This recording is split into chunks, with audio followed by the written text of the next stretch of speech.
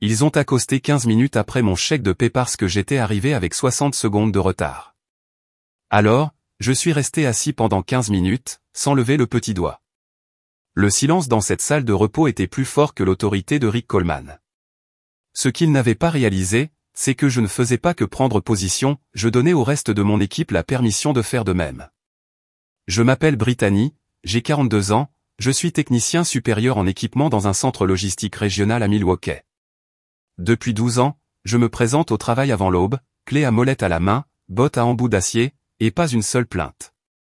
On pourrait penser qu'après plus d'une décennie de loyauté, il m'aurait laissé un peu de répit. Mais l'entreprise ne fonctionne plus de cette façon, surtout quand quelqu'un comme Rick Coleman franchit la porte. Rick était nouveau. Ce n'est pas nouveau pour l'entreprise, juste nouveau pour nous. Il a été transféré du secteur de la fabrication après un problème de personnel dont personne n'a vraiment parlé et a été nommé notre nouveau chef d'équipe. Au moment où il est arrivé, l'énergie a changé. Il faisait partie de ces cadres intermédiaires qui lisaient trop de livres sur la discipline et pensaient que la peur était la même chose que le respect. Rick n'a pas été subtil quant à savoir qu'il avait frotté dans le mauvais sens. Et malheureusement, j'ai fait sa liste tôt, probablement parce que j'ai eu le culot de contester un protocole de sécurité qu'il a tenté de faire respecter lors de notre briefing du matin. Sa réponse ? Il a souri, m'a remercié devant tout le monde, puis m'a donné l'épaule froide pour le reste de la semaine. Puis vint la politique. Tous les employés doivent être pointés à 6 heures précises du matin, annonça Rick en faisant les 100 pas devant nous comme s'il donnait un sermon. Si vous arrivez à 6h01, c'est considéré comme en retard. Et cela signifie que nous accostons à 15 minutes de vos heures quotidiennes. Aucune exception. Nous pensions qu'il plaisantait.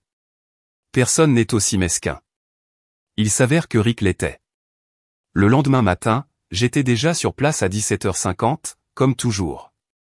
Mais en me précipitant pour enfiler mon équipement EPI, j'ai réalisé que j'avais laissé mon badge d'identité dans la voiture. Alors, j'ai couru vers le parking, je l'ai attrapé, je suis rentré en courant et j'ai pointé à 6h01. Rick se tenait là comme un gardien surveillant une porte de prison. 6h01, dit-il, sans même lever les yeux de son presse-papier. Cela fait 15 minutes amarré. J'ai cligné des yeux. Vous plaisantez. Il n'a pas scié en arrière. Les règles sont les règles, Bretagne. Quelque chose en moi s'est brisé, mais ce n'était ni bruyant ni fâché. C'était calme, froid, calculé. Alors je commencerai à travailler à 18h15, dis-je d'un ton neutre. J'ai marché directement jusqu'à la zone de repos, j'ai posé mes outils et je me suis assis. Rick m'a suivi. Vous êtes à l'heure. Non, dis-je. Vous m'avez amarré. Je ne travaille pas gratuitement.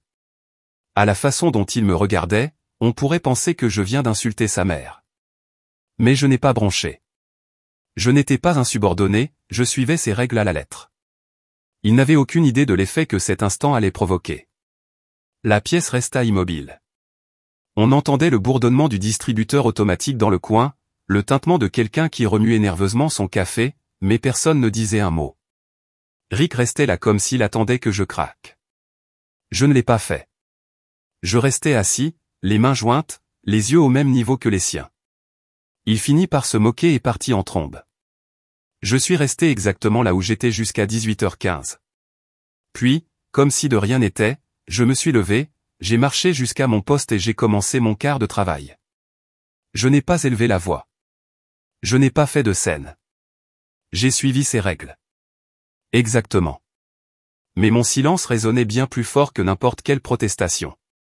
À l'heure du déjeuner, la nouvelle avait circulé plus vite que n'importe quelle route maritime dans cet entrepôt. Les gens chuchotaient et me regardaient comme si j'avais fait quelque chose de révolutionnaire. Mais tout ce que j'avais fait, c'était m'asseoir, rester assis, refuser d'être utilisé. Et pour la première fois depuis longtemps, j'ai réalisé quelque chose de terrifiant. La plupart d'entre nous ne réalisent même pas que nous avons été conditionnés à accepter l'injustice jusqu'à ce que quelqu'un ose arrêter de jouer le jeu. Cette nuit-là, après le travail, je me suis assis dans ma voiture et j'ai pleuré. Non pas parce que j'avais peur, mais parce que j'étais épuisé physiquement, mentalement et émotionnellement. 12 ans à donner tout ce que j'avais, ne jamais être en retard, ne jamais dire non, toujours prendre le relais lorsque quelqu'un d'autre m'appelait. Et il n'a fallu qu'1 minute et 60 secondes pour que ma dignité soit en jeu. Peu importe que je sois là depuis plus de 3 superviseurs réunis. Peu importe que j'ai entraîné la moitié de l'équipe. Pour Rick, je n'étais qu'un autre numéro sur un presse-papier, un autre nom qu'il pouvait rayer pour se sentir en contrôle. Le lendemain matin, je suis arrivé à l'entrepôt à 5h55, comme toujours. Je me suis assis dans ma voiture et j'ai attendu. L'un des nouveaux gars, Kevin, s'est arrêté à côté de moi. Il est parti à 6h02. Il regarda, confus. « Tu n'entres pas ?» il a demandé. J'ai souri faiblement. Je commencerai à travailler à 18h15. J'étais en retard. Il cligna des yeux. « Tu es sérieux ? » Je ne travaille pas gratuitement, dis-je doucement. Tu ne devrais pas non plus. Kevin fit une pause. Puis il remit ses clés dans le contact et alluma la radio. Il a attendu avec moi, et c'était le début. Au cours des jours suivants, de plus en plus de personnes ont commencé à faire la même chose. Si quelqu'un devait être amarré pendant 15 minutes, il donnait à l'entreprise exactement ce qu'il avait payé. Ni plus ni moins. Ils n'ont pas marché. Ils n'ont pas chanté. Ils ont simplement attendu. Nous n'étions pas paresseux. Nous n'étions pas provoquants. Nous avons été précis. Et cela a rendu Rick fou. Il a commencé à faire les 100 pas le matin, regardant les gens assis dans leur voiture, tapotant ses doigts sur son presse-papier comme s'il comptait les bombes au lieu des retenues sur salaire. Un matin, il m'a coincé près des casiers de maintenance. « Tu penses que tu es intelligente, Brittany ?» siffla-t-il. « Vous empoisonnez la culture ici. » Je l'ai regardé droit dans les yeux. « Non, Rick. Je rappelle aux gens qu'ils sont des humains, pas des machines. » Pendant une seconde, quelque chose vacilla derrière ses yeux. Peut-être la culpabilité, peut-être la panique, peut-être les deux. Mais il n'a rien dit de plus. Ce qu'il ne savait pas, c'est qu'il avait déjà perdu le contrôle. La règle même qu'il utilisait pour me punir était devenue l'allumette qui avait déclenché une rébellion silencieuse. Et l'incendie ne faisait que commencer. Il n'a pas fallu longtemps avant que Rick réalise que quelque chose avait changé. L'énergie dans l'entrepôt était désormais différente. Fini les pas précipités à 17h59. Fini les pointages paniqués ou les excuses agitées. Au lieu de cela, le parking de Sixonquoc ressemblait à un cinéparc. Des dizaines d'employés assis tranquillement dans leur voiture, sirotant un café, faisant défiler leur téléphone, attendant 6h15 pour se lever. Trop tard pour les 15 minutes amarrées. Juste à temps pour commencer légalement à travailler. C'était surréaliste. Rick regardait depuis la fenêtre de la salle de repos chaque matin comme une sentinelle en état d'alerte, un presse-papier à la main, la mâchoire si serrée qu'on pouvait voir les muscles de son cou se contracter. Sa règle était suivie à la lettre, et elle déchirait toute son équipe. Trop ironique, trop parfait, trop mérité. Mais ce n'est pas seulement l'équipe du matin qui a changé. À la fin de la première semaine, même les gars de la deuxième équipe ont entendu ce qui se passait et ont commencé à réagir. Si quelqu'un restait tard pour remplacer un autre équipage, il s'assurait que le dossier était suivi et signé. Fini les faveurs, fini les heures supplémentaires non payées. Les gens arrêtaient de sauter à chaque ordre aboyé. Ils n'ont pas dit non. Ils allaient juste plus lentement, demandaient tout par écrit, demandaient s'ils seraient indemnisés pour ceci ou cela ou cela. C'était comme regarder un géant endormi se réveiller. Eric ? Il a pris une spirale. Il a commencé à convoquer des réunions d'urgence. Il haussait la voix plus souvent. Il a envoyé de longs courriels trop compliqués, remplis de mots à la mode juridique et de politique d'entreprise, essayant de reprendre une emprise qui lui échappait déjà des mains. Un matin, il est parti lors d'une réunion debout. « Tu penses que c'est un jeu ?» cracha-t-il. « Vous pensez que vous êtes intelligent, que vous faites perdre du temps à l'entreprise, que vous détruisez le moral ? Ce n'est pas ainsi qu'une équipe fonctionne. » Personne n'a dit un mot. Je pouvais sentir ma poitrine se serrer, non pas à cause de la peur, mais à cause de la colère profonde et lente qui vient de voir un homme intimider une pièce entière et prétendre qu'il est un leader. Cet après-midi-là, je suis allé au RH. Pas pour porter plainte, pas encore, mais pour documenter juste ce qu'il faut pour faire un record. La femme derrière le bureau m'a jeté un regard attentif, comme si elle connaissait déjà mon nom. Cela aurait dû être réconfortant. Au lieu de cela, cela m'a fait mal au ventre. Je suis retourné au sol et j'ai essayé de me concentrer sur mon travail. Mais alors que je serrais les boulons et effectuais des diagnostics sur l'un des ascenseurs hydrauliques, je ne pouvais pas me débarrasser de cette sensation. Ce n'était pas fini. Même pas proche. Ce soir-là, Kevin m'a suivi jusqu'au parking. Et, Britt, dit-il doucement. Il te surveille comme un faucon. J'ai ri sèchement. Laissez-le. Je n'enfreins aucune règle. Non, a-t-il répondu. Mais tu as brisé son illusion de contrôle. Il avait raison. Et c'est peut-être ce qui l'a déchiré. Bureau, un par un, pour les évaluations de productivité. Remettre en question chaque pause, chaque seconde passée à attendre sur une machine ou à vérifier la sécurité. Il a commencé à citer des parties obscures du manuel de l'employé dont personne n'avait jamais entendu parler. C'était ciblé, vindicatif. Et devinez qui était le premier sur sa liste? Moi. Votre productivité est en baisse de 11% ce mois-ci, dit-il, les yeux plissés. Tu veux m'expliquer? J'ai presque ri. Vous avez réduit mon temps et je vous ai donné exactement ce pourquoi vous avez payé. Il ricana. Je commence à penser que ton attitude est un plus gros problème que ta ponctualité. Waouh, c'était riche. Mais je ne l'ai pas laissé me déranger. J'ai croisé les mains et j'ai dit calmement, s'il s'agit d'une réunion disciplinaire formelle, j'aimerais qu'un représentant des ressources humaines soit présent. La pause qui a suivi? Délicieux.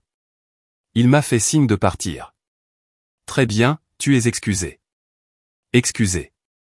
Comme un enfant en détention. Je suis sorti de cette pièce en sentant à la fois le feu et la clarté dans mes os. Il venait me chercher, cela ne faisait aucun doute, et une partie de moi avait peur. Mais une partie plus importante, celle qui avait été humiliée, réduite au silence et rejetée pendant des années, était prête.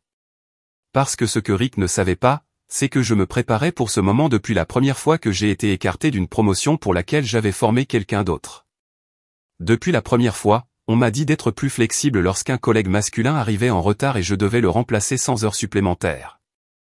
J'en avais marre d'être poli face à l'injustice. La ligne était tracée. Rick l'a traversée. Et je ne reculais pas. Le lundi suivant les soi-disant audits de productivité de Rick, l'air dans l'entrepôt était épais. Pas avec peur, mais avec détermination. Les gens bougeaient différemment maintenant. Ni plus lents, ni plus paresseux, juste calculés, concentrés. Comme si on leur avait rappelé que leur temps, leur dignité avait de la valeur. Personne ne l'a dit à haute voix, mais l'ambiance était passée d'une frustration silencieuse à une solidarité silencieuse. Je n'étais pas le seul qui l'avait attiré dans ce bureau. À la fin de la semaine, au moins 6 autres avaient été examinés pour des problèmes d'efficacité, de ponctualité ou de vague attitude. C'était mesquin, vindicatif, prévisible. Mais ce que Rick n'a pas réalisé, c'est qu'il était en infériorité numérique et, plus important encore, qu'il était surveillé.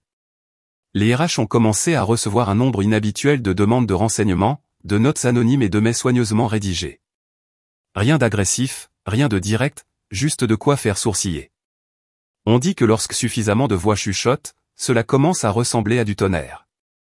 Mercredi, les RH ont envoyé un message à l'échelle de l'entreprise rappelant aux employés leurs droits en matière de traitement et de représailles sur le lieu de travail. Subtil, mais nous savions tous exactement ce que cela signifiait. Ce matin-là, j'ai remarqué quelque chose d'inattendu. Kevin avait commencé à garder un petit carnet dans sa poche. Pas pour les potins, pas pour le spectacle, juste pour des notes, horodatage, interaction. Il m'a surpris en train de le regarder et m'a fait un petit sourire. Des traces écrites, dit-il. Juste au cas où. Mon Dieu, c'était à la fois inspirant et déchirant. Dans quel type de lieu de travail les gens ont-ils l'impression qu'ils ont besoin de preuves simplement pour rester en sécurité?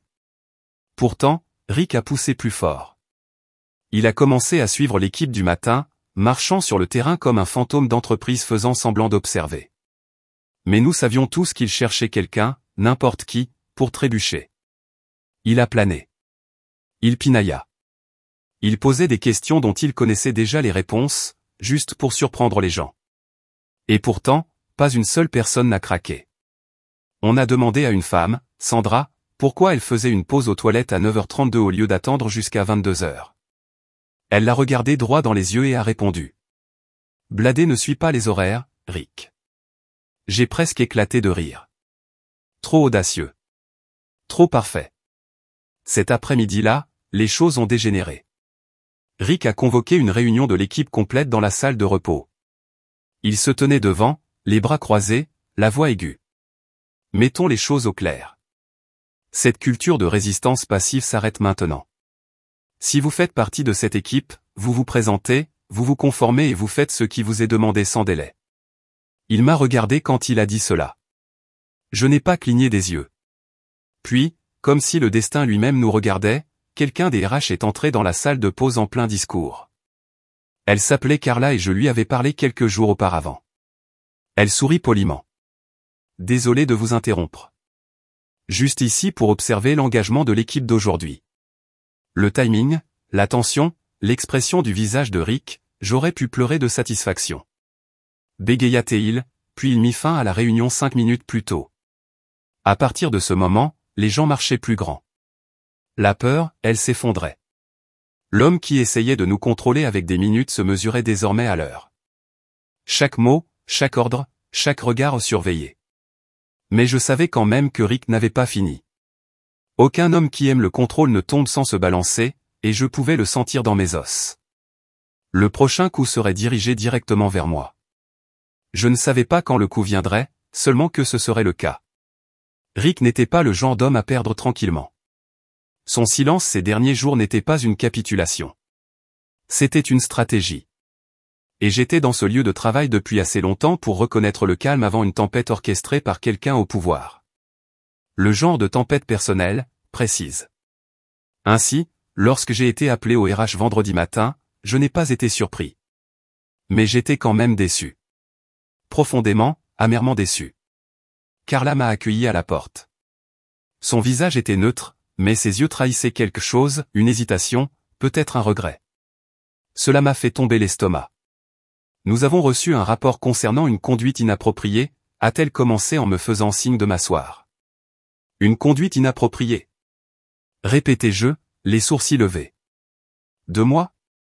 Elle fit glisser une feuille imprimée sur la table. C'était une rédaction formelle. Selon Rick Coleman, j'avais perturbé le flux de travail, manqué de respect dans la communication et contribué à la baisse du moral de l'équipe. J'ai presque ri. Perturbateur pour rester assis quand je n'étais pas au chronomètre? Irrespectueux de lui avoir cité le manuel de l'employé? Une atteinte au moral? Au contraire, le moral s'est amélioré parce que les gens se sentent enfin en mesure de se défendre. Mais ça, c'était tout autre chose. Cela ressemble à des représailles, dis-je doucement. D'autant plus que je t'ai parlé la semaine dernière de son comportement. Carla m'a regardé. Vous n'êtes pas le seul à vous être manifesté. Mais c'est maintenant sur papier. Britney, je dois le documenter. Je ne peux pas l'effacer sans une enquête formelle. J'ai avalé le nœud dans ma gorge. Ce n'était pas seulement une tape sur les doigts. C'était un coup monté, un coup d'échec. Rick n'essayait pas de me punir. Il essayait de monter un dossier. Une succession d'infractions qui pourrait justifier un licenciement. Trop prévisible. Trop bas. Trop familier. J'ai remercié Carla pour son temps et je suis retourné au sol, la tête haute. Mais intérieurement, je tremblais, furieux, fatigué. Pas seulement de cette semaine, pas seulement de Rick.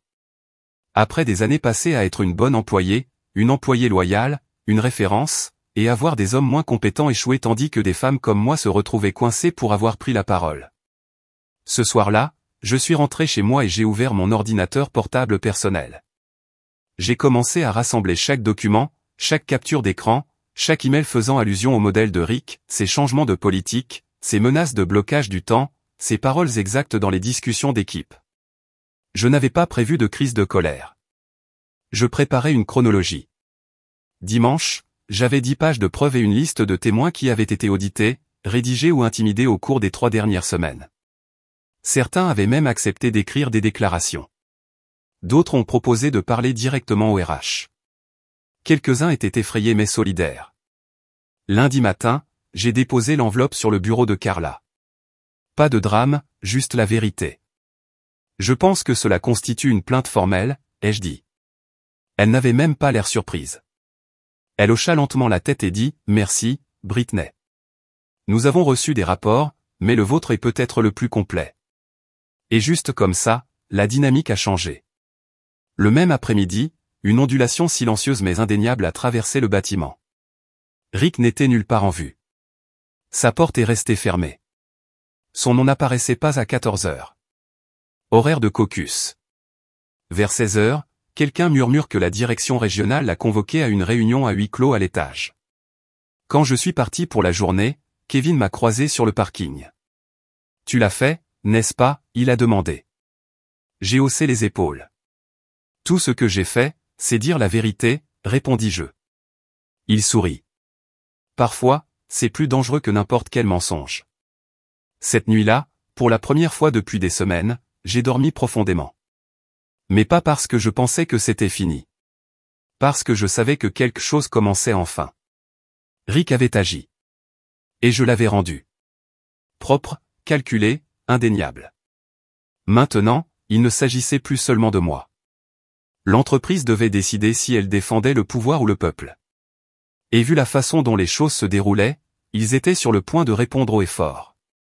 Mardi matin, le silence autour du bureau de Rick en disait plus que n'importe quel mémo.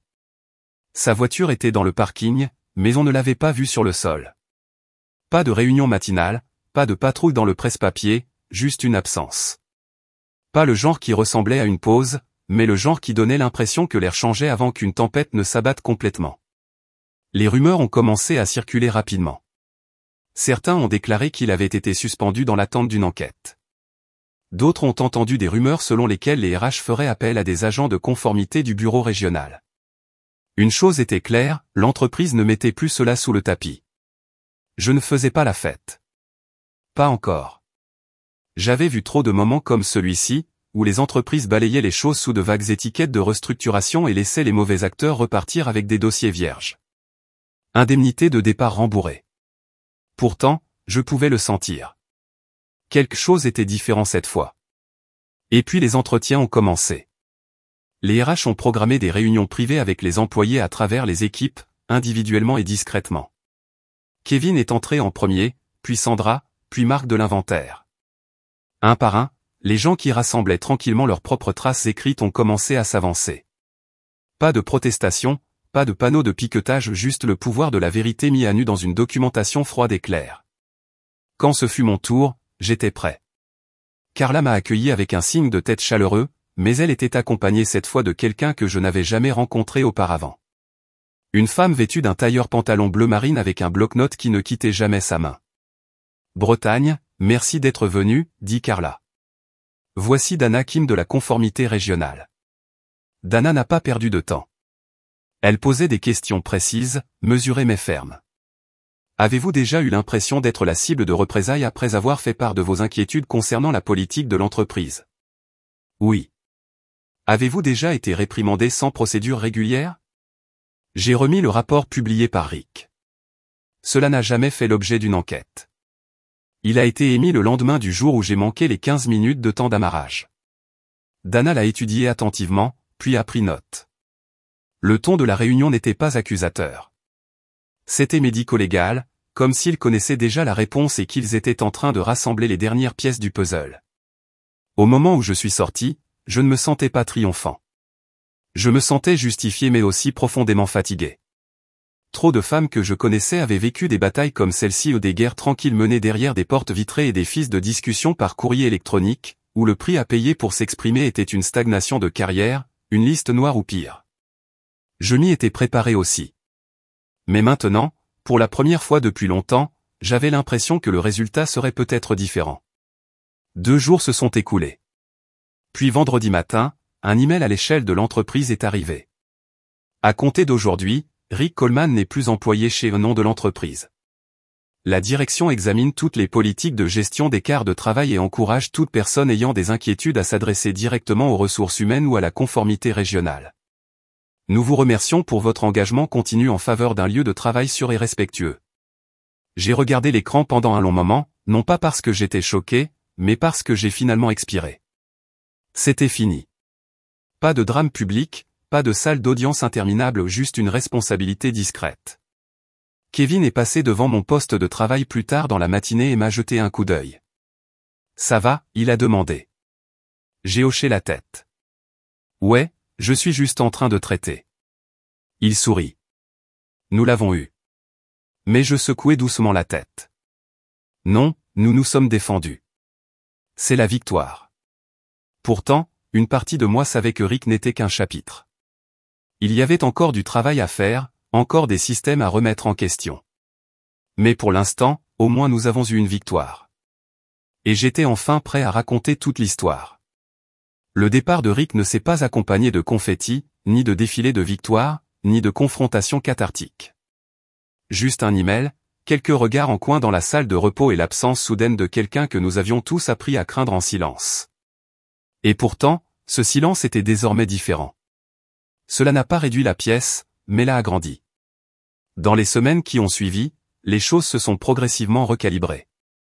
Nous ne marchions plus sur des œufs. Les gens parlaient plus ouvertement, riaient plus fort pendant les pauses, arrêtaient de regarder par-dessus leur épaule à chaque fois qu'ils respiraient. Pourtant, pour moi, il ne s'agissait pas de revenir à la normale, car la normalité est ce qui a permis à des hommes comme Rick de s'épanouir en premier lieu. Ce qui comptait le plus, ce n'était pas qu'ils soient partis. C'est que nous avons enfin été vus. Un après-midi, Carla m'a pris à part après une réunion.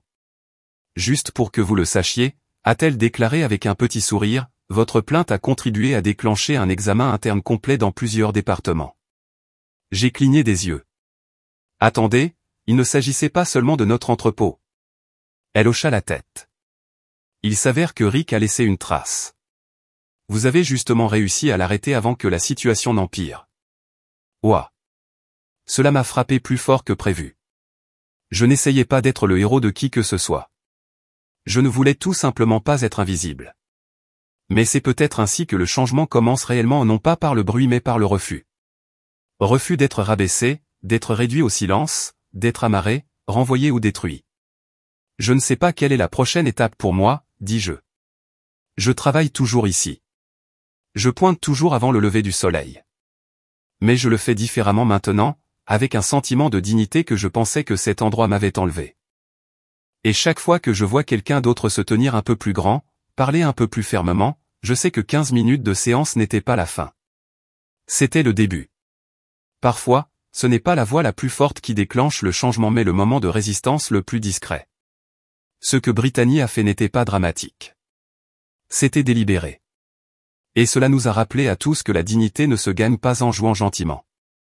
C'est quelque chose que l'on défend lorsqu'il est menacé. Avez-vous déjà été puni pour avoir pris la parole?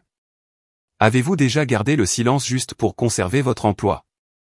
Dites-le nous dans les commentaires. Pas seulement pour vous, mais pour quelqu'un qui n'a toujours pas trouvé le courage de parler.